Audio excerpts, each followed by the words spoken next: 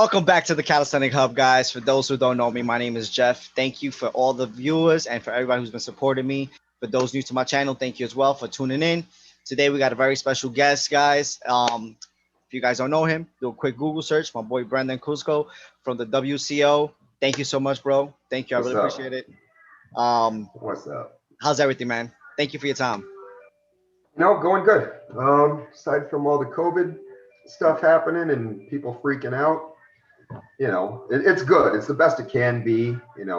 Yeah, Uh, it's considering just everything. it's crazy ass times right now. So that's really, I think, the most important thing right now for most people. Outside of the health and fitness world. Yeah. And if you're in the health and fitness world, you got to reach out to people that aren't healthy. That even people that are healthy, just because you got a good looking body, you're all shredded and ripped and you're doing all these crazy things, doesn't mean you're healthy here. Absolutely. So everybody's going through some trying times. It's a super emotional journey right now for everybody. But the beautiful thing is, this world of calisthenics is what helps free your mind and get rid of that anxiety and stress. That is a fact, man. That is a fact. I couldn't agree more.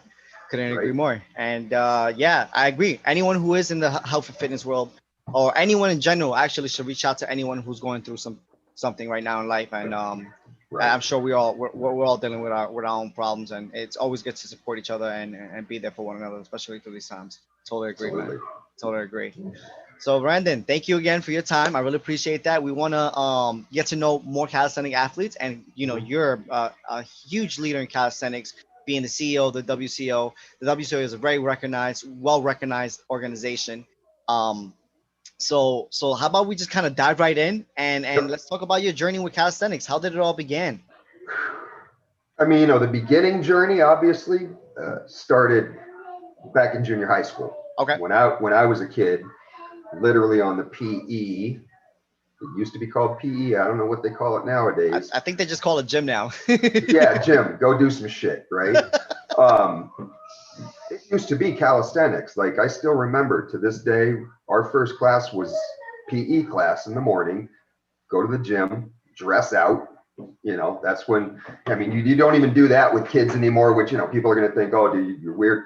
Bro, when you're kids, you should be going into the locker room, taking off your clothes, putting on your gym clothes, whipping each other with towels. That was part of growing up as a boy, right? You don't even dress out really. So we used to dress out, go down to the field, Coach Morgan, Coach Fry.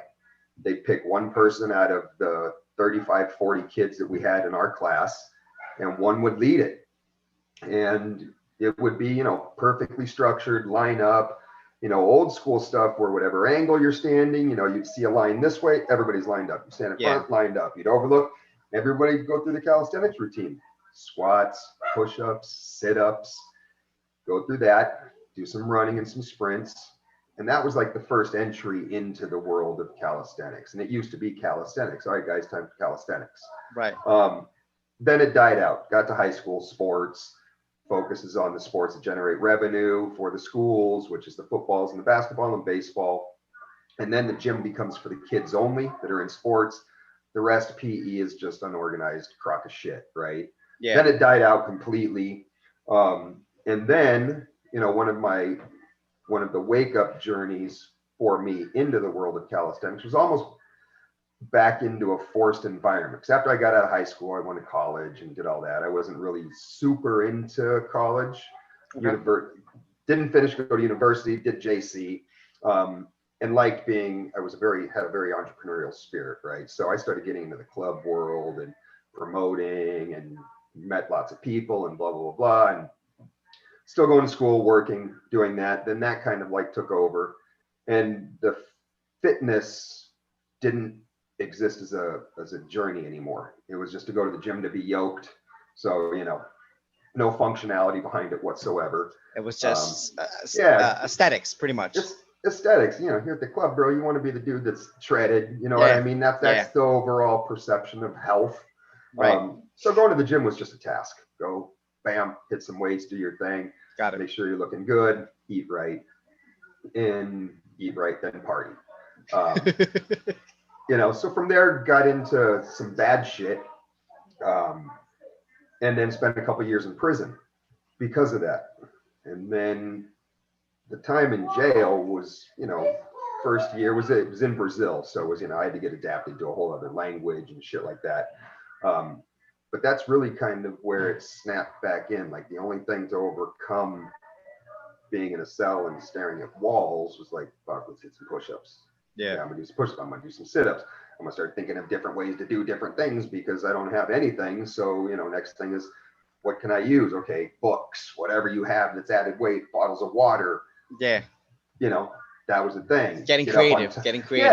yeah, do pull-ups on the top of the little ledge above the cell door and da da da da. So that was really back into that. Oh wow, it's good for your mind. Not really focusing as much on the look of it, Right. um, but more focused on keeping the mind stable, reading a lot, exercising, working. Past a couple years, got out of jail, came back, and went into a buddy of mine was like, yo, you need a job.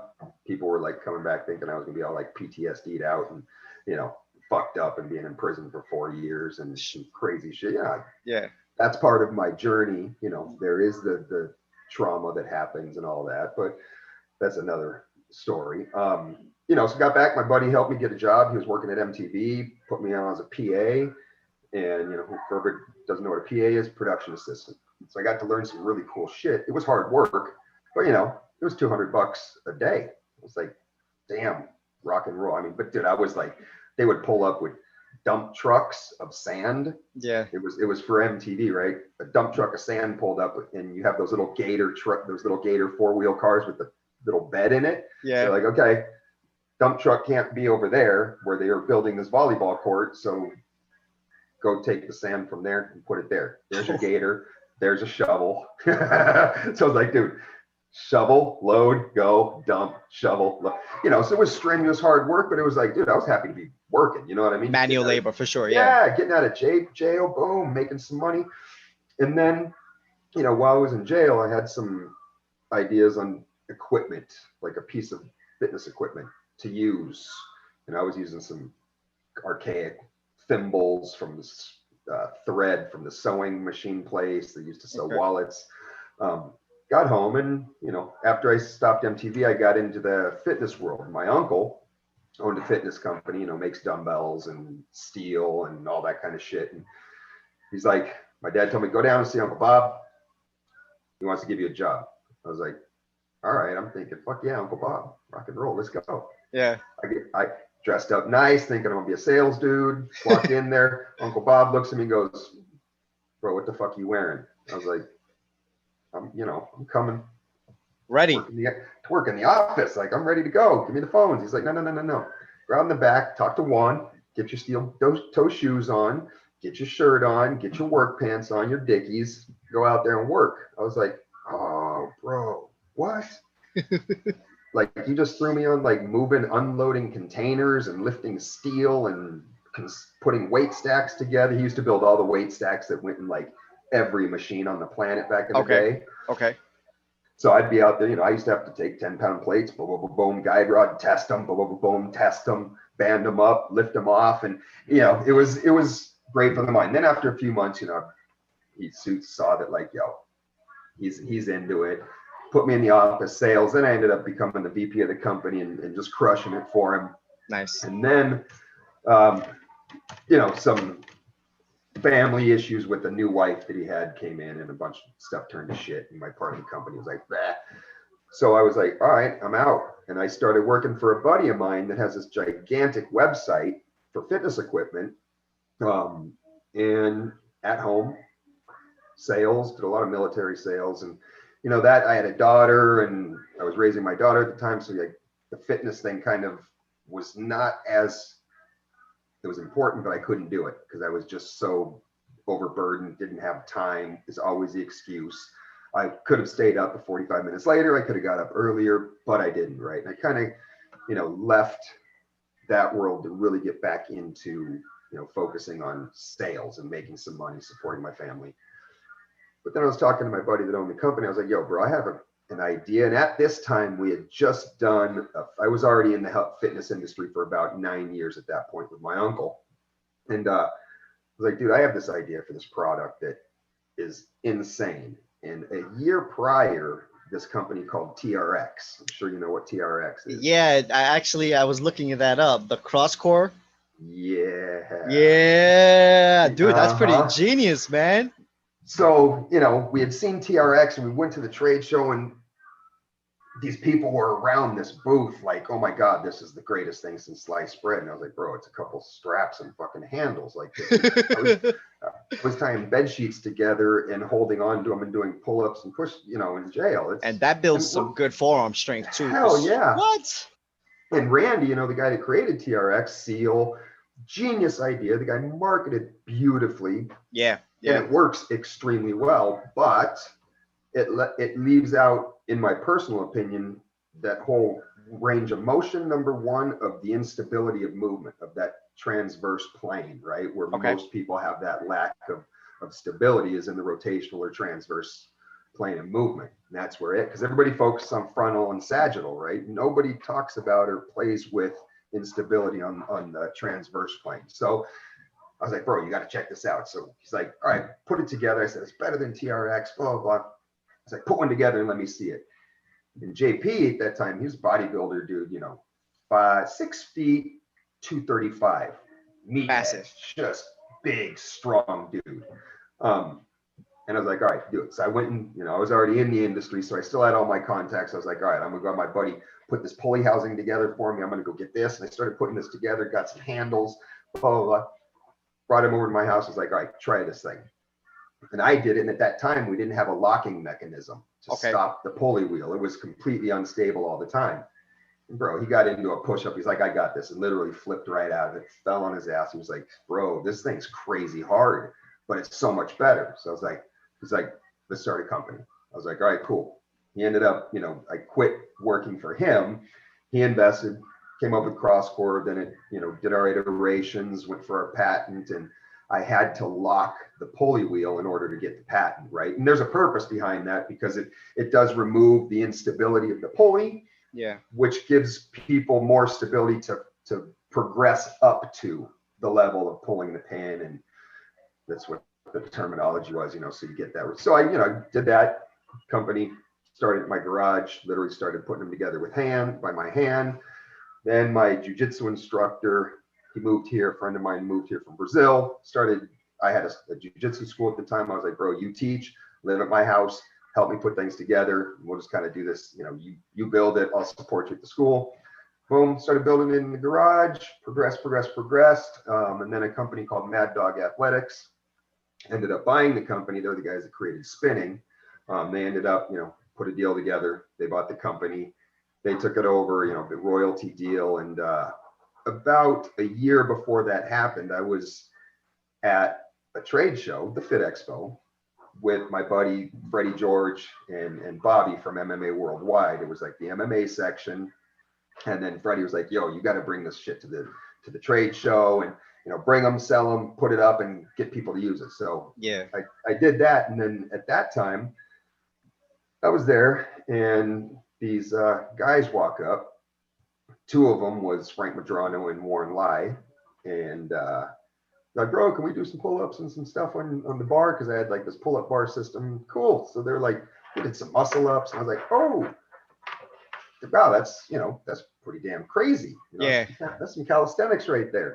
They're like, oh yeah. So, it was like, this is awesome. So I really started focusing on not just because I saw CrossCore was going to, we were selling the company and it was like, okay, do I stay with them or what's the next step? Yeah, what's the next step? So I was like, Through that, I then met Ken and we started WCO and kind of like on a whim, right? I just saw it was awesome. I thought there was some huge potential, not just in the education level of it, sure, but in the entertainment level of it, because it was super cool to see, it wasn't gymnastics, but it wasn't.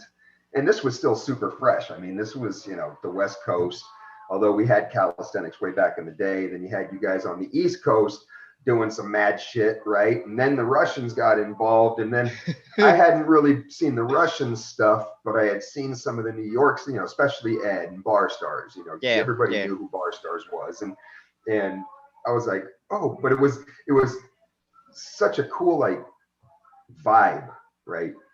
It's the mentality of it, and that it was real grimy. You know, the people weren't really looking at that, although it was fitness related. It wasn't really in the health and fitness industry yet. It was more that Yeah. street movement. Real And underground. Real underground. raw underground, the parks. There was nobody doing stuff in gyms. It had just Yeah. started. People Yeah. going into the cable crossover and doing muscle ups, and then the managers coming and go, "Hey, dude, you can't do that here," you know. And then it started progressing, and I was like, "All right, let's just do a competition." Sure. So let's call it Bar Wars. I was like, Was that "Okay, the Bar one Wars." held in 2013? That was a No, Venice that. Beach event, right? Okay, It Venice wasn't even Beach. official. It was just Okay. like, dude, let's get, it was Raw Movement, it was Barholics, it was whoever was kind of, I mean, dude, it was some of the, like, if you look back at some of the stuff, it was like, oh, bro, you wouldn't even get like a .01 on our calendar scale right now doing some of that shit, right? But it was super dope at the time, like, whoa. So we called it Bar Wars, and then I was like, damn, Bar Wars trademark is already taken. You can't Okay. copyright that. Shit. So then I was like, okay, started thinking about it, Battle of the Bars. Battle of the Bars. Hey, why not? Tried that. It was available. So I trademarked it. And we did one at Venice, and it was super cool. And it was like people were videoing, and Strength Project, Arash was there. And they had a nice camera at the time, right? Which was not a lot of people had nice cameras. And so they were shooting, and all these people started gathering around and watching. And then the police came over and were like, hey, do you guys have a permit? And we're like, we're not filming anything. We're just doing like a friendly workout type competition. Oh, okay, cool. But I looked around and I was like, bro, people are gathering. Yeah. Like people just started moving in. You look Gravitated. over, yeah, and it's like it's a magnet, right? You see some dude doing something, you just kind of, oh, I'm gonna go check that out. And it was like, cling. It's like entertainment and fitness. I'm in the health and fitness industry, in the MMA world. This is a perfect combination. I saw the value in the entertainment, really looked at like the modeling of career, right? How athletes can earn money. How can we turn this into something like a UFC where you're contracted, you're making money on everything, and then we started going, right? And it started picking up. It's a rough journey. I mean, it really only was able to happen because we were already in the fitness world, and I Okay. was able to reach out to small businesses that I already knew, and that Ken had known, and like, hey, we'll give you a booth at the Fit Expo, which was like $1,500 for a 10 by 10 at the time, but we'll do it for seven. Sponsor us and give us $750 for the sponsorship, and we'll tag you on Instagram, Facebook. Like that was whoa back then, right? It was new, and then you can have a booth and sell your stuff, which gave them major value because now they're in a big area with a lot of crowds, so it gives them touch points to be like sell, sell, sell. And that's really, there were times where we didn't have enough sponsorship, so it was just out of pocket. I had a career already, so it was like, all right, let's go. And we had a lot of work to do to be able to pull off the events, because that was before we were even paying people. I mean, there was a point where it was like $25 entry fee, but we'd get 15 guys or 16 guys, and that $25 pool basically was the prize money. You know what I mean? So it's not like we're taking it like, okay, compete and here's a trophy. It was like, that's how we bought all the stuff, the trophies and $100 for the winner. And you know what I mean? So we reinvested that money into giving that to the athletes in some way of appreciation for competing. Right. And started growing in more social media and ability to get more sponsors and becoming part of the staple of the Fit Expos, which was one at the time, then it went to two, then it went to five, then to four. And because we're such, things were growing so well, and, just really hustling, really, that was it. Just Yeah. shit ton of hustle and content, and everybody, bar stars, all the European movement, New York, West Coast, social media is what really made all this happen, to be honest with you. Without social media, none of this shit would be happening. Yeah. The popularity of it, the ease of being able to be like, oh shit, I just saw some cool stuff. You know what I mean? So it rapidly spread. And then, places like Body Power Expo in England, saw it. We're like, yo, we want to do that at ours. What's it going to cost? Then we had, Dubai, which are partners, Yusuf and Saleh over at Gravity Calisthenics Gym. Those are our two official partners, our gym there, but actually shareholders in the company. And that started growing. And we did Dubai. And then, a lot of people started asking, we want to do a Battle of the Bars in our country, right? And I've allowed, we've done some things with a few people that were more athletes and into the community.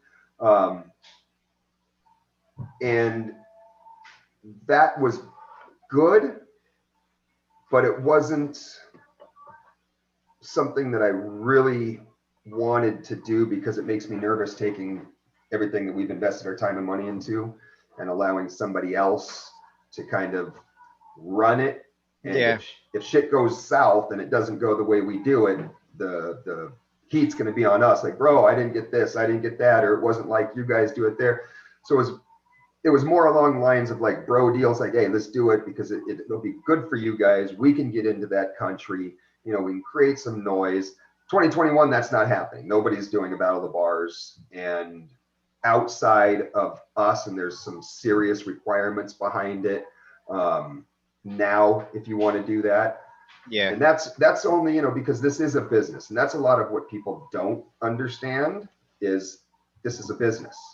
A business needs to profit. We haven't profited since we started. Like it's consistently been a loss or a break even. The only time we really would make money is when Ken would do workshops, or we'd do workshops and get our certification fees.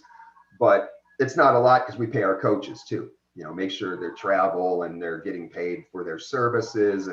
But that's the way we were able to generate revenue. And this has to be structured as a business. Yeah.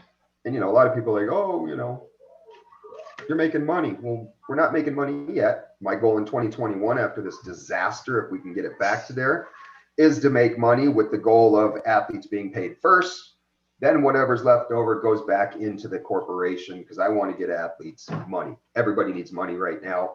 And if you can go out on the bars and do your thing and win, and if I do a one-on-one, winner and loser wins, if it's a tournament, we got the big prize at the end. I may break the prize down and do like, first prize is going to be $2,000. It's going to be $1,000. And we're going to give money to everybody, a little bit more to everybody that competes. Because normally I give everybody $250 and then the winner gets $2,000, right? But try to give it, put some money in everybody's pocket in 2021, but also depending on how the structure of expos are going to be, or if there is going to be large group gatherings, unless the government says you can't have one unless you've got proof of vaccination or some crazy shit. Right. I don't know how that's going to be. So, I'm looking at focusing on doing our events, renting studio facilities, lighting, and depending on how many people, and doing it that way, and then growing that into pay-per-view revenue. Which, right? we spoke about briefly. Yeah. I mean, my dream's always been, I spent, $15,000 a year and a half ago and built WCO TV, a website, but I was way too far ahead of myself. And then it just became like, man, the upkeep on this without producing content or doing it, it's not, I can't bleed, right? So I had to shut it down. And then, that dream got squashed of doing the pay-per-views, but now there's so much technology that it's pretty easy. So, the focus of that is working on the pay-per-view, producing a really good, solid event. Yeah. Pay-per-view on the next one, but taking that pay-per-view revenue, so say it's $5, bringing on some of the top athletes. Those athletes are making their money, but also doing a revenue share with pay-per-view. So, if it's $5 to watch and I've got eight athletes competing, then most likely after you take taxes and processing fees out, it's like, I think it was like 457 or 447 was the net of it. Right. And then going, okay, $1 per every buy goes to WCO because I got to cover my cost in production and hopefully make a little money, and then break that other 350, divide it down equally amongst the first competitors, and then obviously the main event that's going to be the big bang. Right. they're going to generate a little bit more off the pay-per-view. But I mean, imagine, bro, if we get, if we can get out of our giant community, 15, 20, 30,000 people to spend $5, those athletes could potentially walk away with 5, 10,000 bucks each in their pocket. Easily. You know what I'm saying? So Yeah. that's when I'll be happy. Yeah. That's the goal. Yeah. But that's kind of been the journey. The question, I think, was how did I get into calisthenics, and it fucking went on. But that's it, bro. Hey, It's man. exciting. It is. It is. And I mean, I wasn't expecting all of this. This is a lot. This is a lot to take in right now. This is a lot. But it's exciting to hear that there's so much happening now. And thanks to what kind of happened, COVID allowed us to adapt to what is going to be happening, which is Right. virtual everything. And Right. community's large. Community is large, as you mentioned. And the more that we can support it, the more that I'm sure we can all agree that we want to make the sport official, where athletes at this very high level can, and athletes who are training to get to this high level can aspire to actually make some sort of income from this. Right. Well, and the income portion, right, where you're not just a competitive athlete. So, I mean, go back a couple years, 10 years before anything was really happening, started growing. If you think about, and I always fall back into, because one of my mentors and one of the people that's given me amazing advice was the guy that created the UFC, right? Mr. Rory and Gracie, not Mr. Messi. And he's given me some just good advice, because I know his daughters and they're great friends of mine. And just when I've had those times to get and sit and talk with them and throw something at him and boom, and it's like, I always fall back onto that type of model. He never wanted it to be a sport. When he sold it, then, the Fertitas and Danas, they turned it into this gigantic, phenomenal sport. I look at it in a lot the same way, right? Where when those fighters started, it was underground. Then we had to get it legalized and all the process. But what started happening to the fighters when they were getting towards, like, they were losing a couple fights, they were the top guys, but they were losing a couple fights, they were getting old. I'm opening an MMA gym. They opened an MMA gym. Students. Those students became their fighters. They became coach. Now you've got American Top Team, Brazilian Top Team, all these amazing gyms with pro fighters and pro coaches, and bringing up all these new athletes. Fast forward, you've got all these teams in calisthenics. You've got these gyms that are now popping up that are calisthenics gyms that are now training athletes, future athletes, becoming teams. You've got all these teams in New York and around the world. I can't around even the world. Bro, there's absolutely. more. I wish I could just have like a website and say, everybody send us your team information, and be able to process that well, because I'm sure there's well over globally 20, 30,000 teams. Easily. I would say. You know what I mean? More. And that's exactly. And that sounds high, but when you think of the world and all these different, I mean, dude, look in the middle of Malaysia. There's probably team what, that's like 3 dudes in the middle of the jungle over a pile of leaves going fucking ham on a piece of bamboo. You know what I'm saying? I mean, that's how deep this runs. So that is the future of the sport, is the potential for athletes to earn income, right? Not just off of competing. What I've always tried to do when doing the competitions, mentoring these guys a little bit, like, bro, you're in a sea of fitness booths that you guys are the craziest thing happening here. Like, everybody knows who you are. After you're done competing and doing your thing, go spend some time out on the floor, take your shirt off, do what you got to do, walk in front of their booth and do a backflip and a handstand, whatever it may be. Get there, because you got potentially 600 booths. One of those could potentially be a sponsor, maybe for $100 or $200, or supplying you all your nutrition. Go out and turn this into a business. Market yourself. Market yourself, and then look into, if you really like this, and don't forget, just because you're a really good athlete doesn't mean you're a good coach. I know some great athletes, and they're fucking horrible coaches. they stand the potential of hurting people, right? Because they think they can they're training their athlete, their client, to do what they do, when it has nothing to do with that, right? So you've got to be very careful. It's like, go get an education, go learn what you've been able to accomplish without even truly understanding human anatomy and biomechanics. What you've been able to do alone is incredible. If you learn how you got there and the whys behind it, you turn it into a career. Then next thing you know, you're doing, where's it at now? These dudes are, I mean, I'm going to use Brazilian Blue as an example. He went from, 70, 80,000 followers in the calisthenics world. And I think a lot of it too is, forgetting about what everybody else is going to think of what you're putting out on Yeah. Instagram. You know what I mean? Because it's a lot of his content isn't anymore the crazy ass calisthenics. He's been focusing on programs, training, getting people in shape. And he's at almost a 500,000 followers now and crushing it on his programs. And that was leaving ego behind, going, bro, what's everybody going to think of me? And going, this is about my journey and my career. And if I can do well as a model system, then you don't have to be. And that's what I've kind of, don't be fearful, That's for right? sure. And go out and hustle. Nobody's going to pay your bills, but you got to go out and do it and not be embarrassed. And a lot of people are doing that. And COVID's turned it into that, really, is these guys are now able to train people online, you can't train personally with somebody in Spain, but somebody in Spain was very rare to be like, oh, I'll do a Skype training with you. You know what I mean? It was there, but it wasn't really. Now it's the only thing you can do. Yeah. So you're able to capture business. And I think a lot of people are wisening up to that, and it's a necessity. You've got to adapt, bro, or you're done. Yes, absolutely. It's a crazy world. So, Yeah. like you did, like you were telling me, like out of nowhere, you're locked down. You're like, what am I going to do? I love this. I'm going to do a podcast. Bam. Yep. You did the first one and that's it. And now you're just, you get that flow. Now I'm here talking to the CEO of the WCO. Right. But I mean, that's how it works. And then, Absolutely. You just got to keep with it. Yeah. Consistency. Just like in the calisthenics, in order to achieve a planche, you got to just keep at it. Strategically, of course. Right. Strategically, like as you mentioned, know your progressions, know the biomechanics, know the technique, know the form, and that goes for anything in life. It's how it started for me. I applied everything I learned from calisthenics, and I'm still learning. I'm sure we all always going to continue learning, and I just applied it to this project, and then also other aspects of my life, and I'm sure that's how you got to where you're at now. Yeah, exactly. I mean, just, you live and you learn, bro. Everybody makes mistakes.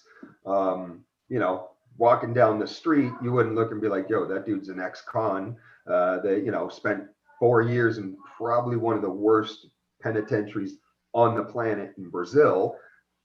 You're not going to be like, oh.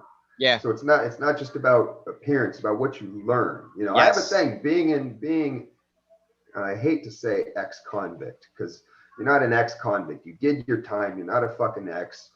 You are just somebody that made a mistake and spent some time realizing what your mistake was. Now, I don't give excuses to people that go in consistently, because then it's your choice, bro. You either learn after going in. Now, if you go in for 2 months and you get out and you go back in and you're kind of on that thing of, getting a month, 30 days, 60 days here and there, bro, sooner or later, you're going for years. Remember that. If you don't learn from the little ones, you're going for a long one. Yeah. I didn't really get little ones.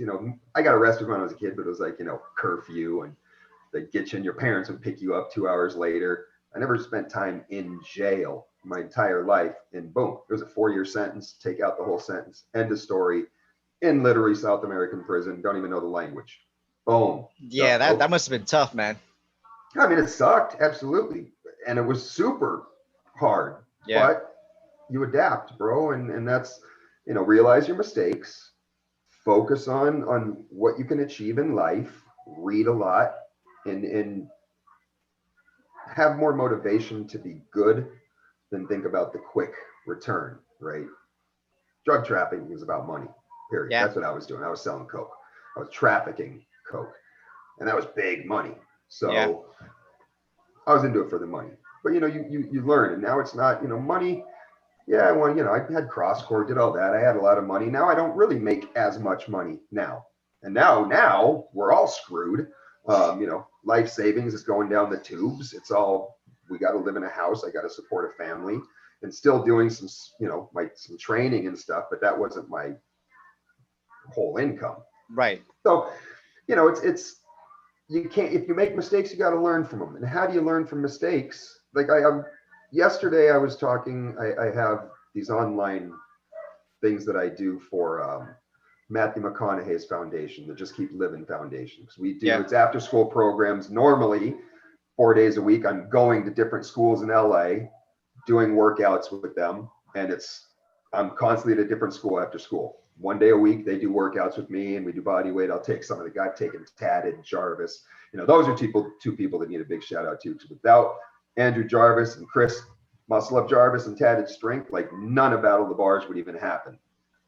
Never asked a question. They always supported. So I have to give those two guys kudos, because Battle of the Bars would never even go down without the support of those two guys. But so yesterday, to get back into just on the mental side of it, Sure. Having these classes, I have kids on Zoom, the teachers from different states and the kids. We do a workout, but yesterday was really important for me to tell people about this mental side of things, right? To where we're all going through difficulties. And I think what we all have to talk to people, we all have to release our feelings, not just to others, but we have to look in the mirror about ourselves and realize our mistakes, but really don't run from your errors, your mistakes, the bad things you've done in life. Right now, the anxiety, the stress, the anger, because everybody hates each other right now. There's no being in the middle. You know what I mean? It's some of the most angry times I've ever felt in my life.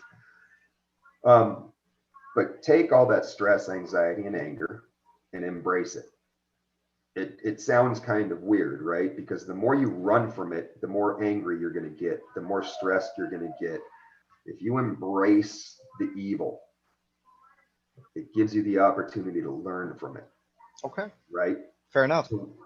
So where I've been going through a lot of stress, I want to get out, just do, you know what I mean? And it's like, things come back to where like, yo, bro, it's tight.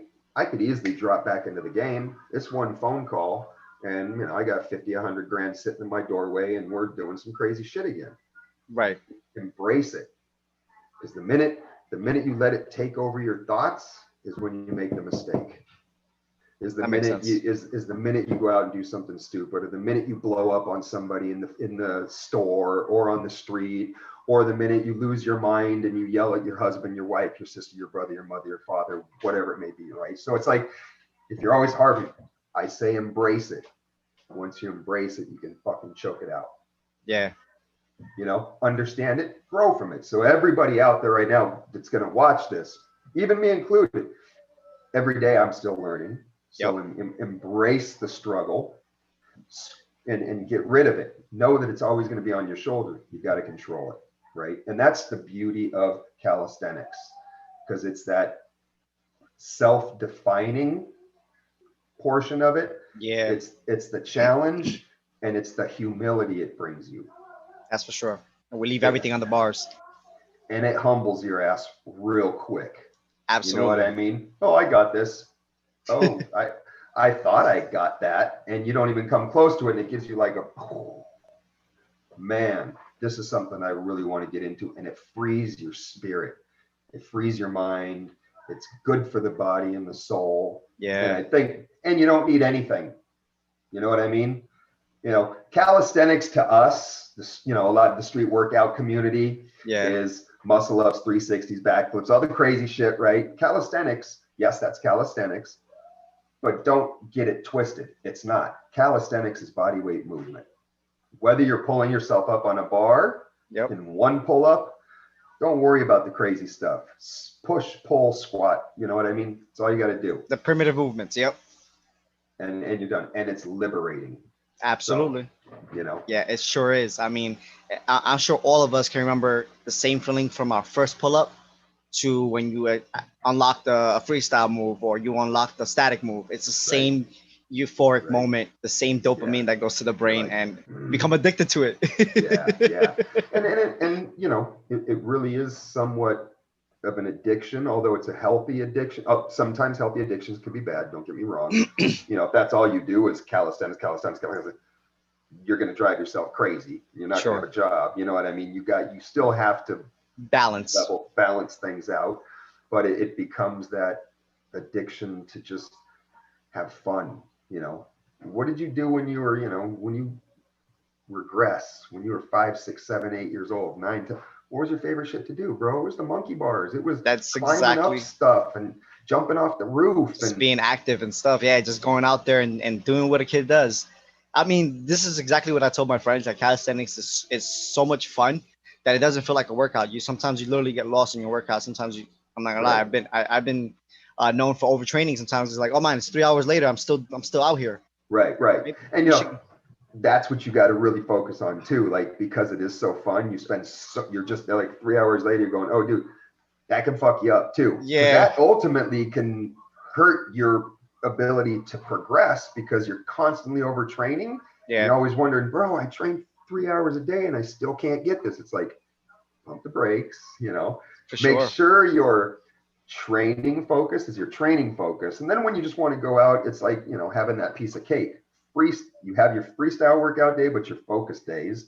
Yeah. And then your fun day is actually a workout, but you make sure that you're doing it properly and you're not consistently just crushing, because then you're going to screw yourself on the next week's workout, Yeah, like week's training, right? yeah, definitely. Definitely agree with that, and that just goes with also learning how to be in tune with one's body. Learning that self awareness. Like, all right, maybe I should just lay off some back and pulling day because your back Right, is you feel your lats and your scapula. right. I've always feel my Fried. scapula like fried, Right, bro. right. But that's because of the planche and all the other things that we do for these skills and whatnot. But yeah, Exactly. Brendan, Yep. what's your biggest motivation? Thank you for sharing all that with us, man. What's your biggest Um, motivation now after all this successful and up and downs in life with calisthenics personally? And what's your biggest motivation now? my biggest motivation is people. I mean, family is always number one, right? But people, Yeah, like just our community, that's that's what really drives me. I mean, it really does. It's just I really like, the kids involved in this, and I call them kids because I'm very fatherish in some ways because I'm 50. So it's most of these kids are in between their 19, 20, 25, somewhere in the 27 and 32, 33s. Chrome Ninja, he's up there closer, but it's like most of them are young. And then I have my friends that I've grown up with all my life. sure. But this community drives me, bro, because it keeps me a kid, because I get with all my old homies, and one of my best friends, he's the one that actually owns the gym that I not work at, but I do my training at. And he's been a hot keto black belt, a master in hot keto for years, right? And it's like we get together and he's still very active, but most of my older buddies, it's like doing a handstand is an impossibility. They don't even, and it's like these are all my old homies, and they're dads, and they're in the fitness world, and these kids, man, I feed off of them. I feed Yeah, off of every single person, whether they know it or not. It's like that gives me energy. It keeps me young. It's like, wow, okay, makes me realize, like, there is no age to this shit, because I there see some isn't. calisthenics dudes now on Instagram, 60, 65 years old, front lever, 10-second, 15-second hold. It's like, fuck, Yeah. yes, Speaking of that, the limits is something that we put. It's based on our mental capacity. Let's call it that because right, right. we surpass what we know as our limits, or Right. what limits we put. I mean, look at JC Fox Ninja on Instagram and on TikTok. I'm not sure if you've seen him. Yep, He's the gentleman that has Parkinson's and he does calisthenics. absolutely. Motivation and a half, man. Like literally, like nothing stopped him. And he's But doing that's crazy challenges, man. Crazy challenges. that's the benefit of fitness and active lifestyle. If he Yeah. didn't do anything and just stayed the dude with Parkinson's, he'd be this guy Yep. with the disease taking over his life. Because he's active, it's almost a lot like, when you see people with Parkinson's and things and they smoke a joint, how Yeah. that THC, how marijuana stops all of the shivers and the shakes and the ability to move and allows them to move. Yeah. Exercise and activity triggers these endorphins and does these things to your body that it takes you away from that disease for a while. And actually it's very good and helps you Yeah. get better. May not cure it, but it's going to help you have a better way of living. Yeah. Yeah. Yeah. Better quality of life. Yeah, absolutely. Yeah. Yeah. And that's motivation alone. Knowing that we Right. can we can surpass any limitation, both physically and mentally, and also age is nothing but a number.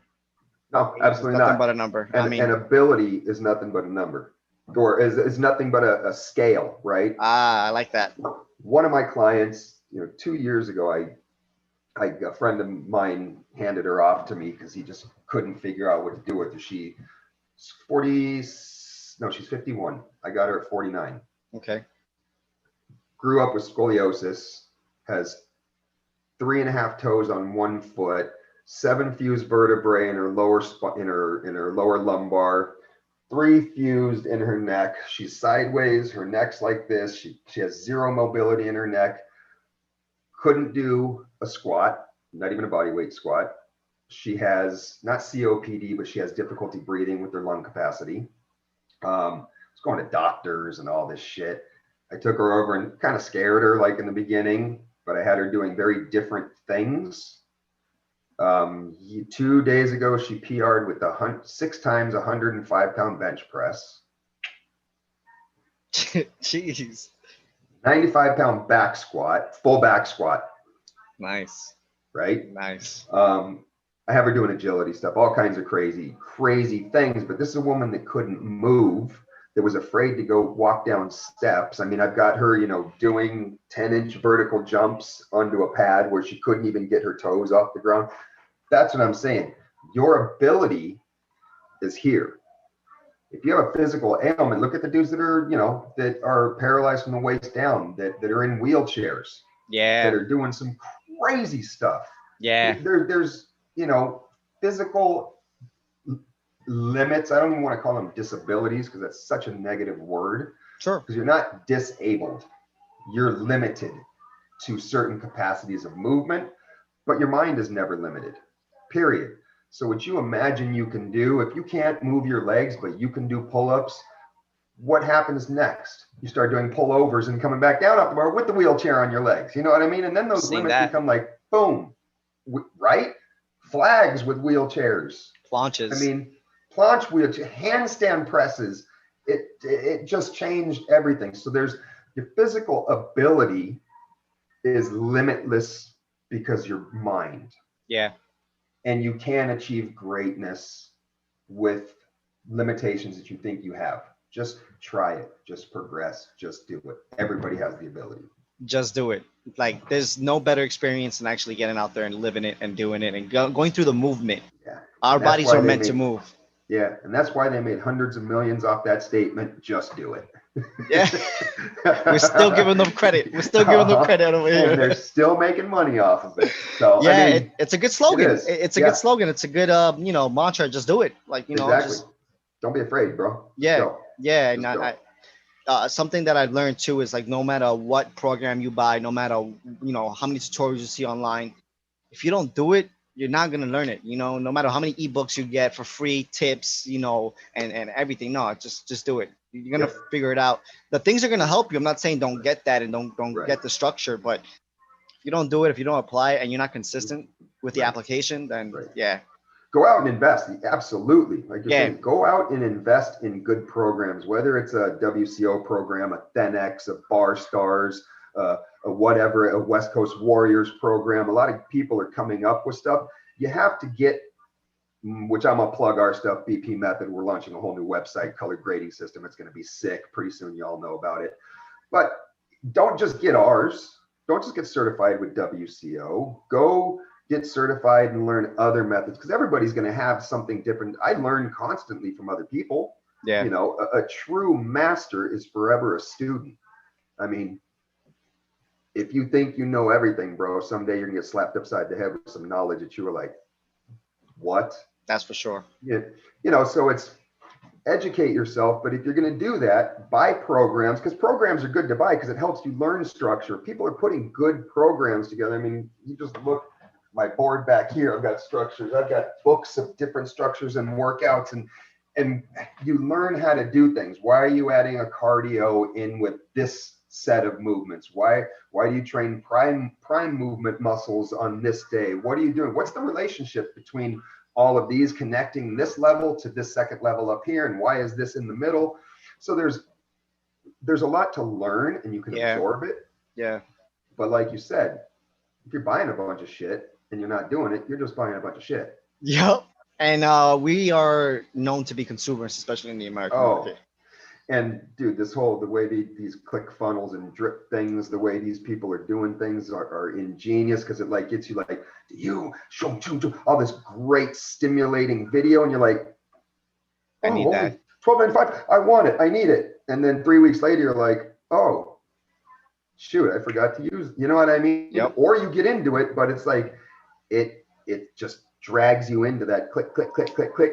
Buy, Yeah. but just use it. Invest for Yes. sure. Yes. Invest in programs, invest in workouts, get tips, reach out. It's crazy, our community. Like you reach out to somebody on DM, normally they're like, yeah, bro, hit me up, come to the beach or let's train or, and they're also understand that they have a business too. Like for me, I'm dying to be able to like, okay, one of these days, I want to hire this guy to train me because I want to learn this. Yeah. You know what I mean? I want these calisthenics. I want to go grab a Nikki or a Thomas or a Tad and be like, not as a bro thing. Let's meet up at the beach. Like, bro, I want you to train me for the next 3 months in this. What's your fee? $100 a session? Okay, let's go. Here's $1,000 this month. I want 10 sessions a month, and let's go. Yeah. You know what I mean? Yeah. Because I can It, still learn a lot. I mean, I'm no calisthenics athlete. Never claimed to be, and I'm not one of. I came in as a business mind and a fitness professional and a subject matter expert and a coach. Like I'm not a trainer. I'm a coach. I build people. yeah. Right? There's a big difference, and that's been my career in the health and fitness industry. And there is something that can be said about what these kids are now doing and what they're learning, and really it's really made them focus over the last couple of years of understanding that being a calisthenics athlete isn't going to pay your bills right now. You No. got to understand what your career focus, because a lot of them win at like 19, now they're 23 and going, oh dude, I actually have to like live on my own and earn money, and they start learning, right? They start learning and they start school and college or NASM or ACE and getting their certification and becoming Yeah. coaches and starting their careers. Yeah. Yeah. And kind of like with the program you're starting out now, it's like you said, you're a coach, you're building people. And I spoke to Tian about the BP program, and he spoke a little bit about it. And I also saw his YouTube channel, and as I mentioned to you prior to the interview, it was great to see that somebody was able to break down function, form, and technique in Right, a language that's Spanish. I'm Colombian, so right, I and it's my second language, so I'm not able to express right, myself technicalities like that, like right, he did. right, So right, seeing it like that on that platform and being able to share it with people that speak Spanish as a first language, right, and saying, hey, this is what I learned and this is the way you're gonna learn right, it, because the way I right, explain it is not gonna be as technical, but this is. So right. I'm excited for that to come out. It's already out if I'm not mistaken, right? Well, it's on our. We've got a 12-week like intermediate and advanced program where you get your 12 weeks of workouts you got to do, but you have to go in and find your level, right? So there's 10 levels, multiple movements within each level. So like if you can't do a pull up, you got to start with this, which is, and a lot is like martial arts based. Got it. White, you have colored levels. So every Yeah. shirt is a color. And this is more the program we're doing now. We're building a brand new website where it's going to be where you get affiliated, where you get your education, where you do your workshops, like your 12-week program, or if you want to be an official BP method coach, where you have to go through the whole program, the education model, learn the structure.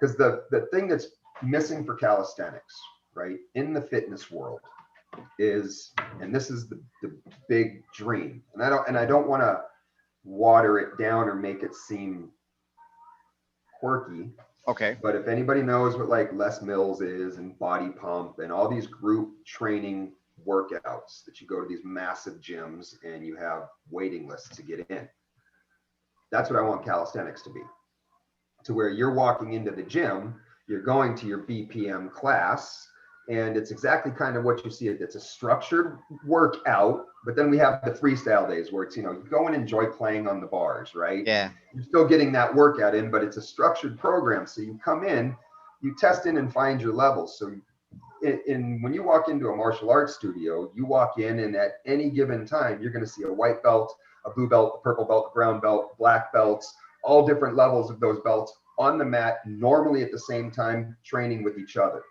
Yeah. right?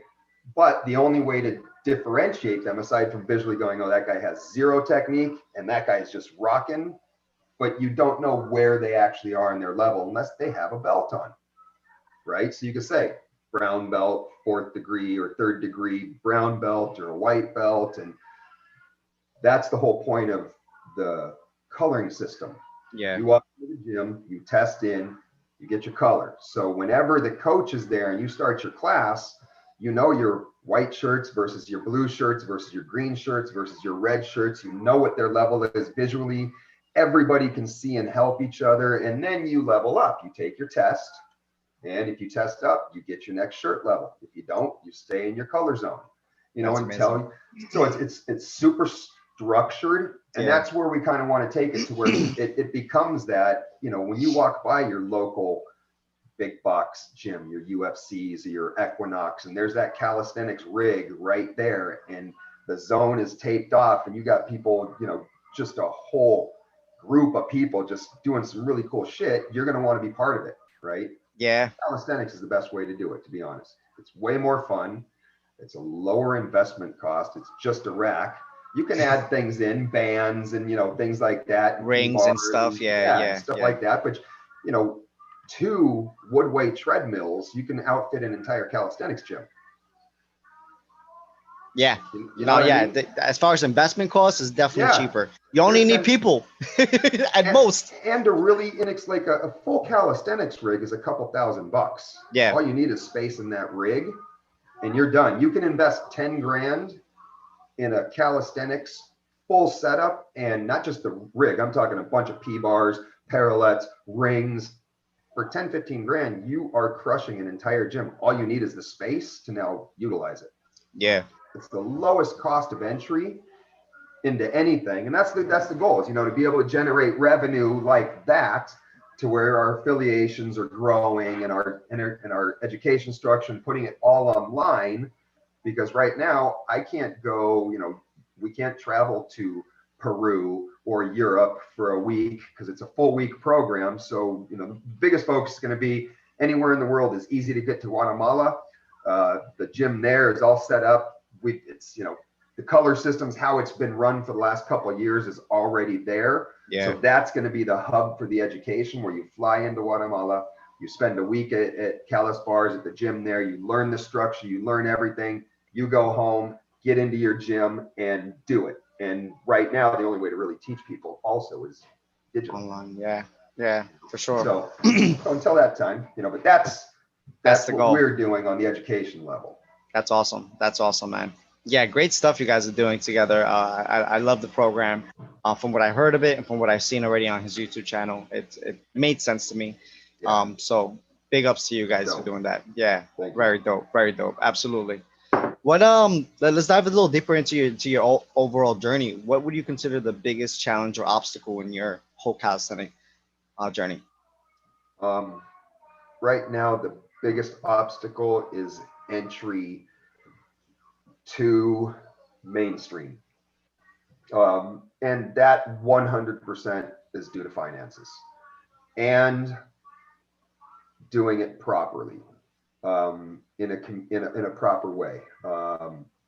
There's been, what was the one called back east that what's his face did? He spent a ton of money. He had the hip hop artist and the calisthenics competition. It was like 3 years ago. I'll have to look it up. Give me 1 second. Oh man. They had like Cinder Block, all those people, they all competed and got their belts. Yeah. Like titles. I can't remember the name of it. Damn it. I wish I could. But like that, you know, they put a ton of money into that production. Yeah. You know what I mean? It cost a ton, and they did it once, and it would have, you know what I mean? It's like, that's it, the mainstream, reaching the mainstream audience is the struggle right now. And in order to do that, to get the larger sponsorships, getting those household names, getting the the Nike or the Reeboks to just be like, I want in on this. So here's what the deal is. We're taking ownership of it like they did with CrossFit.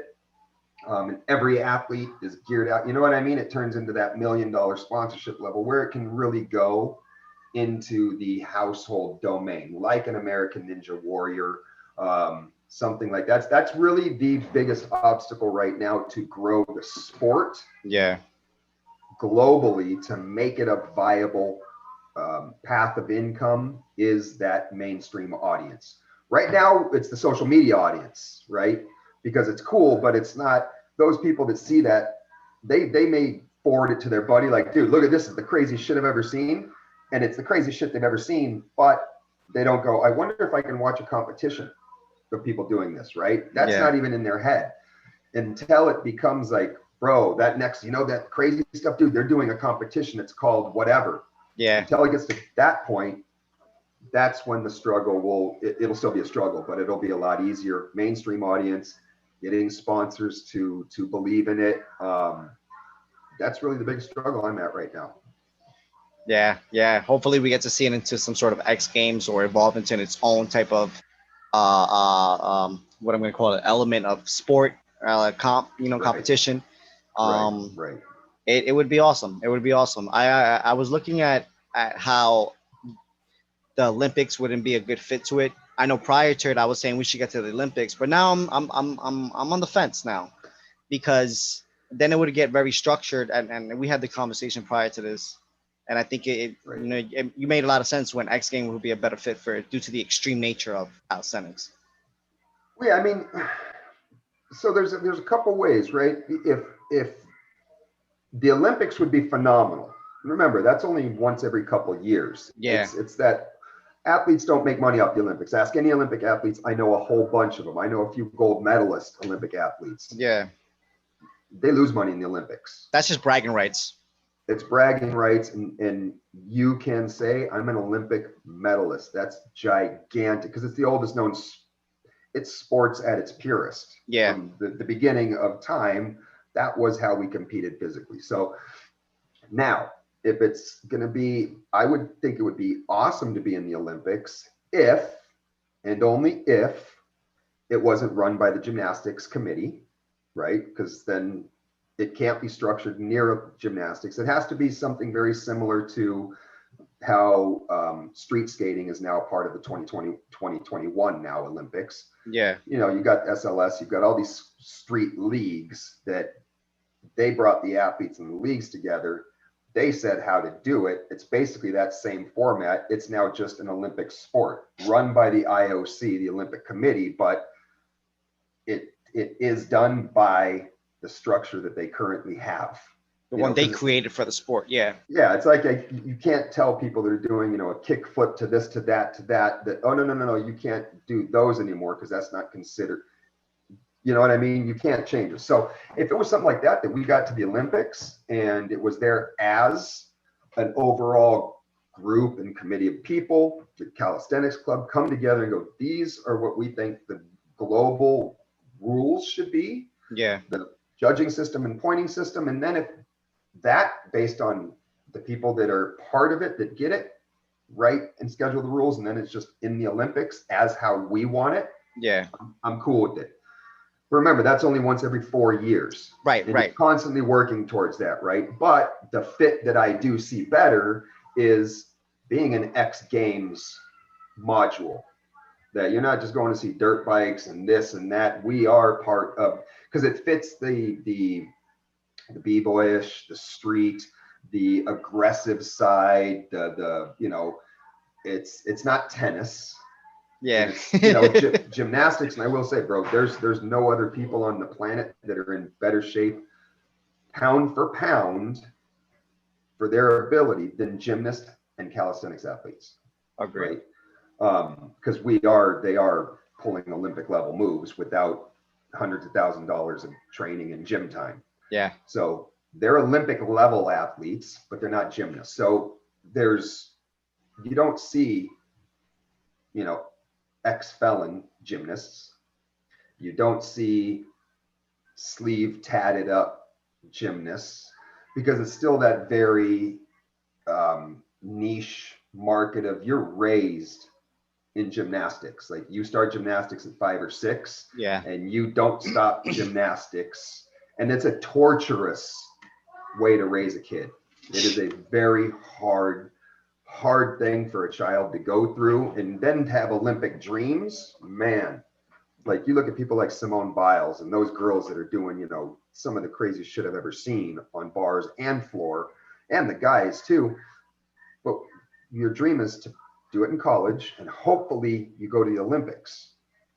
Once that's done, 99% of there's no career. They become a coach at a gymnastics facility or a commentator, right? Or work within the world as staff or something like that. Yeah.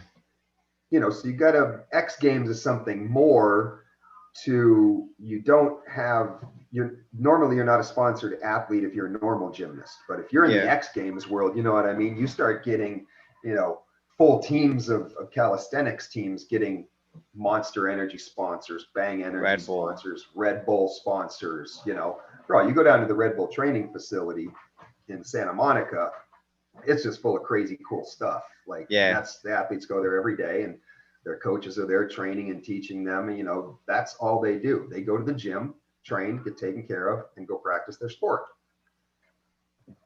and get paid. Yeah. To do that. So I'm into it. Yeah. Yeah. And I think it'll bring like a lot more value to the sport in every way possible, in my opinion.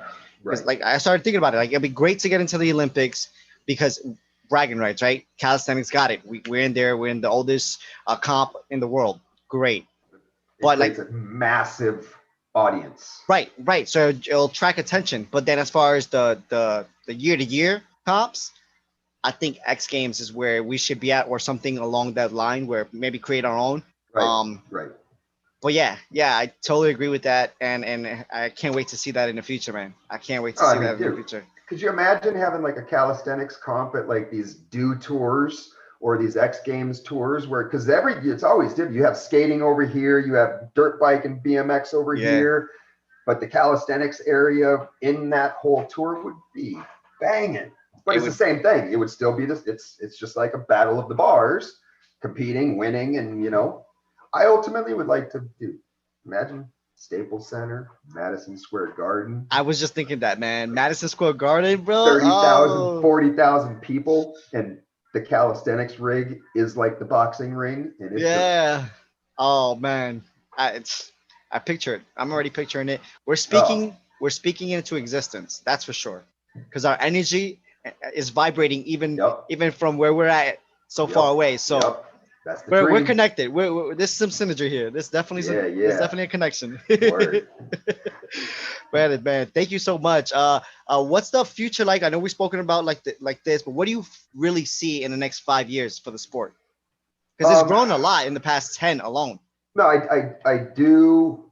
Right now, I see although it's hard to predict because of the current environment we're in, I do see the light at the end of the tunnel coming really soon, right? Okay. All the hard work and labor of the last, for some of us, almost 11 years. In the calisthenics game, the guys, I think Ed is like 13 now when it comes to bar stars. And the 13 or 14, and the Russians are like 13. They're a year ahead of us. But I mean, I see the light at the end of the tunnel now for the sport, where it's getting closer because there's a lot of focus on it now. Yeah. With body weight exercise being really only thing you can do at home. So people are really starting to go, they're looking at Instagram more and seeing these crazy things. So I think, once we come out of this COVID nightmare for everybody, and things get back to somewhat a new normal or whatever it may be. And I think the sport's going to grow tremendously on a level of training and in the mainstream, and the ability to get it out there more, because a lot more people are now focused on digital. So advertisers and sponsors just may be more willing over the next year or so to invest their money into sponsoring events like WCO or Bar Heroes or whatever, that the zoo competitions, because if you have that little bit of audience and they can reach that audience in a direct live stream. I think that is definitely the close future of calisthenics. Yeah. Is live streaming for the next 2 years, and then it's going to just explode. But because it's going to be very difficult to run, I mean, unfortunately, the expos were our bread and butter because you got thousands of people and tens of thousands of people passing by and seeing it, which I think is going to, who's calling this guy, which is going to drastically change, which throws it right into the digital world. Yeah. Which means production. Yeah. That's it. Good athletes, because you can have 10 people in an audience and it doesn't matter. As long as your production is tight with that competition and your tight shots, it doesn't matter if there's an audience. People, I mean, look at UFC. No crowd. And I am more into UFC now than I ever was, because you can literally hear the fighters talking to each other. You can hear the cornermen talking. You can hear every punch, every breath, every kick. So it's like, imagine that on like a competition where you're hearing the dudes in mid 360, like their breath, boom, hearing the hand slap on the bar. Like, that's going to be insane. Agreed. I mean, it would bring a whole different element to the sport. It's getting really in depth with what's happening at that point in time, being really present, I guess is what I'm trying to say. It would give Making it experiential. Yeah. It has to give the viewer an experience. Yeah, like they're there. Agreed. Right. Agreed. Right. I mean, so that's what I see, bro. Let's not forget, VR is becoming a real thing now too. Dude. Like imagine that. Oh my God. It's the bars in front of you and you're like literally in your living room doing this. And you think like. Or watching a comp in VR. So like when you're turning around, you can, dude. You can be under them when they're doing a 360 or something, and you can move. Like, it's going there. It's gonna be there. Yeah. It just takes a shit ton of money for our world to make that happen. Yeah. But it's coming. It's coming. We've all survived. We've all adapted. I think it's beautiful too that there's so many other smaller comps out there and guys hustling. That they all realize that it ain't easy organizing and getting some money for prizes and finding sponsors, whether they're big or small. It's just good for the overall sport. It's hustle to spread. It's hustle. Yeah, for sure. Some make it and some give up, but the growth is out there. The growth is out there. The community is putting in that work, which I think every little bit counts to make the sport more known and more mainstream. For sure. Make it official. That's the end of the game. Make it official. Yep. That's it, man. That's it. Let's do some rapid questions, a little lightning round, just to get you a little better. What is let's do it. Let's start it. What is your favorite exercise or trick? Let's start with statics. I honestly really want to get a front lever. Okay. That's my ultimate goal. Planche, that's the dream, but I don't know if my shoulders can take planche and elbows at I know I'm old, but I just don't want to really go through that. But I really want to get a front lever. Like, that's an ultimate goal in a movement, is a static. Okay. I'm no athlete, so it's not like I'm already flying around on the bars doing that shit. But I really would love to get a 360 and a backflip. Okay, so that'll be dynamics. That'll be your favorite dynamics to get in there. All right. Yeah. What's your favorite basic? Basic movement, bro. Push up. It's a great movement. I think that's our first entry into a lot of us, a push up or a squat. And 95% of people that you say drop and give me one do not know how to do a fucking push up. That's for sure. If you do a proper push up, full extension, full rotation, full protraction, full engagement of glutes, full engagement of your calf muscles and your quads and your core at the same time, it's a whole different move, bro. Like, if you can bust out 30, I guarantee you're not going to be able to get 10 real push-ups, because you're going to be shaking and dying and your muscles are going to give out. You see, the calf part, I don't even tense up my calves. I usually do everything else except the calves, because I don't think about the calves in a push-up movement. But you know what? It's only going to make it much more better. So think of it. Here's the easy way to think of that, right? Okay. From your toes to your ears is like the chain of a bike. If in the push-up position you don't have full link of the posterior link chain and the frontal link chain, the minute the calves aren't part of the equation, the link is broken. Mm. And if you're on a bicycle, you're just going to, you're not Yeah. going nowhere. Yeah. You got to connect that, like make it the most efficient pathway that you can. And that means tightening the calves, tightening the entire body. It's just like a plank. It's a full body tension move. If you're not shaking 8 seconds into your plank, your plank, you're not doing it right. You should be shaking the minute you get into your plank position. Agreed. I see a lot of people don't protract their scapula. They're like, they don't protract. They don't push their elbows towards their hips. They don't bring their calves and tighten up their quads and their glutes. Yeah. All a push-up is a moving plank. Okay. I mean, it's all you're doing, but you have to be able to create that maximum tension within your body through a movement. Yeah. Right? So it's, if you don't put your calves into it, you're going posterior chain, think, and then starting back on your frontal, which is most likely in your quads now or your hips. And now it's restarting, but you're breaking that chain between your glutes, your hamstrings, and your quads. So you're done. Yeah. Flex those feet, get those calves involved, and you'll see just that little addition to things is going to be like, oh, now I feel the entire tension happening before you start that push move. Well, personal challenge, gonna tense up those calves for my next push-up challenge. That's interesting, man. That's really interesting. All right, let's continue. What's your least favorite exercise? Let's start with statics. An iso hold squat. Like, I mean, when it comes to like a squat hold, wall squats, the Sally up, Sally down challenge. Yeah, dude, I just did one and it fucking crushed me. It crushed me. And that's my least favorite thing, is like that squat hold in position, or because it just fries you. So that's probably my least favorite. Yeah, it definitely gets to you. That's for sure. Dynamic. What's your least favorite dynamic? Least favorite dynamic, high bar backflip. I don't do it. I don't, muscle up to the bar, then going backflip, either like a Summer style and Brazilian blue style, where you come back and regrab, or landing on the floor, only because there's so much margin for error, and that air can go crazy wrong. Yeah. Like we had one dude a few years ago that did the high bar backflip on the mat. He didn't land right, snapped his shin in half.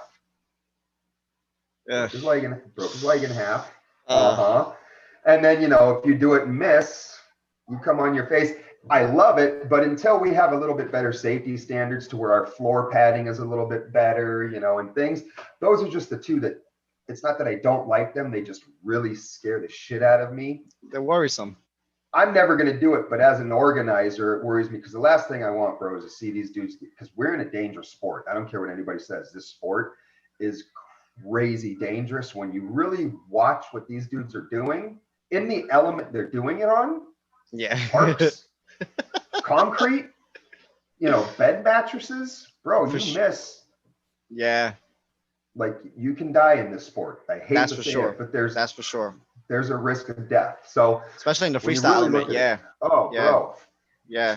Well, statics, I love statics because it shows, and there has to be the balance of the elements, but I'm way more of the freestyle guy, and adding in the statics because you need to have an overall game. You can't just win off of statics. But if I said, come to my static competition, we got 30 guys, who's going to do the longest front lever, you're going to be like, unless you're dead into following that, you know what I mean? Like, that can never go mainstream, because I would rather see a pull-up competition. No, I know what you mean. You know what I'm saying? Yeah, although it's hard, beautiful. It's beautiful when you see it, impressive, but it's can't have 30 guys doing planches for a competition. And like, how long can you keep up a full planche? Right, exactly. So I mean, it's definitely needed in the competition to be pointed on that. Yeah. But I like watching freestyle, bro, because if you can put together a flow that, and this is what I always tell, and I try to tell these guys, and unfortunately, it's not easy to get the music they want. All right, send me the song. They never send it, So, but working on the ability to do your stuff and focusing on timing and tempo of the music. A Yeah. beat is a beat, bro. I don't care if it's a four, whatever it is. Yeah. Doom, doom. Once that music starts, you find that beat And flow and to you it. and you start your shit with that. Whether it's in, one of my favorite things, and it's not the most crazy thing, is starting off like a garage type of thing where it's on the bar and it's like the beat drops and it's like bang, bang, bang, bang, bang, bang, bang, bang, bang, poof. And he walks into the front lever. It does, these crazy things that are choreographed moves. He puts a performance. He puts on a performance.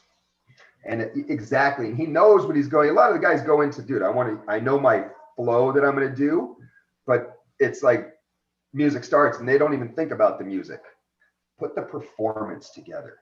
Yeah. Think about not only putting your flow together and what you want to do, because you may be caught off guard on the move that guy does, and it's like, oh shit, that flow I had planned, I got to step it up.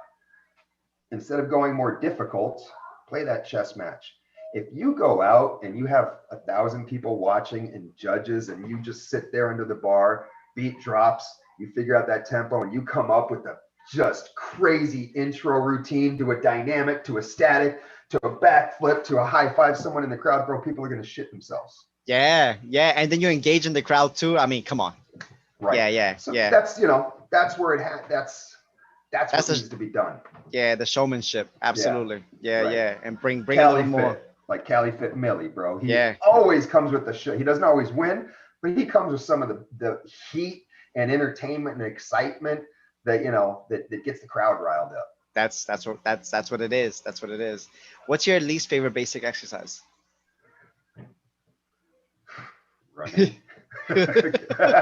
So cardio. Cardio. I mean, I do it. I don't like running. I don't run distance. I'll never do that. My knees are way too screwed up for that. But jumping jacks, run in place, high knees, Burpees. sprints, burpees, things like that. I mean, They're exhausting. They're exhausting. It's a necessity, but it's that evil that I hate. They're exhausting, but they work. They work. So just keep at it. Anyone who's watching. Exactly. It's necessary, and I like that Yep. because sometimes running is not the only cardio. People always look at running as cardio, but there's so many other forms of cardio. I mean, calisthenics alone burns a lot of fat because of the muscle groups that you use in any movement. Right. Let's continue. What time of the day do you prefer to train? Morning, night, afternoon, or night? Morning. Morning. Because it's, wake up 5 a.m., get up to the gym before clients, get some stuff in. Nobody's around, quiet. Zone in. Yeah, zone in. And really, I'm in Pasadena, Arcadia, which is far away from, it's 35, 40 minutes from where everybody is. So it's like, that's my time. Like my wife, 4 p.m. on the dot, she's crushing her 40-minute workout here in the living room. But yeah, I like mornings, Okay. Grab a little shot stuff, grab some coffee, go out and get one in. Yeah. If I can in the late afternoon, when it's summer, like late afternoon. Late afternoon, watch that sunset. Yeah. Leads to my next question. Park, beach, or mountain? Beach. Beach on a late afternoon. Or early morning sunrise. Early morning sun. I like parks. Okay. Parks are generally, it's on busy streets, and you're hearing just the chaos of all the background. The city noise, yeah. I feel sorry for, like, in New York, you guys, your parks are just My park is right by the FDR cities. Drive. Right, so it's just cars all day long. The beach is nice because you get that ocean air, you get the sound of the ocean, and you just get that vibe that's, no matter what beach is at, whether it's an East Coast beach, West Coast beach, a Texas beach. I like the ocean vibe. Yeah, definitely, man. Yeah, it's a vibe alone, just being at the beach. It's a vibe alone. Yep. Brandon, if you can choose one song or one genre of music to train for the rest of your life, because music is a big part of our culture, which one would it be? Man, I mean, the genre, although I come from a, the rock and rollish day scenes, like Sure. when I was growing up, it was my dad was asking me who the Rolling Stones is, Led Zeppelin, the Eagles, blah, blah, blah. Then came the world of grunge. But then hip hop started. And I gotta say, it's always gonna stay within that. I love rock and roll, and a lot of hip hop's based off of that, and country and blues. But I gotta say, the genre is gonna be that Hip hop. hip hop genre, because it's so. I mean, bro, there's trap, there's dub, there's so many versions of what hip hop's turned into. So I think hip hop for sure. Good genre, and it seems to be one of the most requested Yeah, genres. I mean, the yeah, most answered genre as far as that right. question. Yeah, Oh, for yeah, sure, for for sure. sure. And then when it comes to artists, Nips, Okay. Nipsey Hussle. R.I.P. RIP, but Nipsey Hussle, that's like you throw in a couple of Nip songs in your first workout, like when you start, They it get you gets you going. vibing, bro. It gets you Yeah, vibing. Just his lyrics, just everything he talks about, you yeah. know, grinding all my life. That's like the mantra right That's there, a great motivational song to get started your right? morning. Yeah, I a Hell hundred yeah. percent agree. 100% agree, Word. brother. For sure, for sure. If you can train with one athlete, and and you've got the pleasure of meeting so many, who would it be? Um, And it you doesn't have to know, be this calisthenics. It doesn't have to be calisthenics. It could be any athlete. That's why I mentioned athlete. um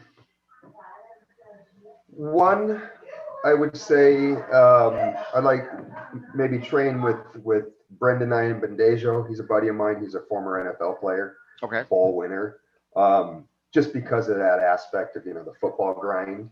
But I think there's so many people, man. Like in our world, I would really like.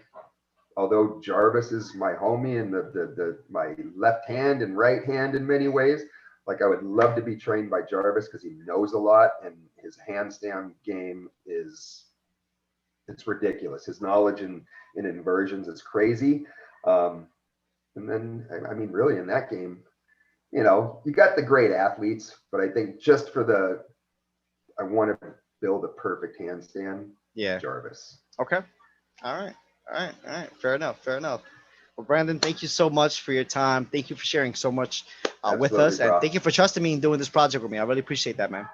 For sure, my brother. Anything you need, let us know. Maybe we have you when we get back to competitions. You come out and bring your podcast and do live podcast at the comp, I bro. would love that, man. I You know what I'm listen. saying? If that's an early invitation, accepted already by me. Let's go. I'm down. I'm down. Let's go. I'm excited to see what the future holds for you personally, Cool. for the organization, Thank and you. maybe future projects that we can collaborate on, man. Awesome, brother. I appreciate your time, man. Thank you for Listen, having me. absolutely. For those who don't know you and for those who don't follow you, where can they follow you and the whole organization? On Instagram, Brendan Cosso, I think it is. I'm not the greatest, so I literally have to look. I think it's Brendan.Cosso or it's Brendan Cosso. World underscore calisthenics underscore org is WCO. I know that. My personal, just Brendan Cosso. And then also check out, I want to give a plug too. There's a crate. If you guys are getting, I'm not going to talk about shadow banning and all the crap happening on Instagram and Facebook and all that stuff right now. But if you pretty soon, there's this app that I've been working with. They were a sponsor of ours, the competitions. It was called How Do. It's now over the last year, they've changed it. It's called Hyper, HYPRR. I'm in the actual test flight mode right now. Okay, cool. Bro, it's going to be sick. You're going to be able to, it's kind of, I don't want to say it is a blockchain. So it's crypto based, but that's just the technology behind it. But you're going to be able to like do pay-per-views in there. You're going to be able to set up paywalls for videos. It's like YouTube, Instagram, TikTok, Facebook, and Twitter all mashed up into one, but you control your data. If you don't want to see advertisements, you turn it off. If you don't Nice. want your information public, you shut it off. So there's a lot of really cool features and sending money. Like if you want to send money, it's pretty soon you'll be able to buy their currency.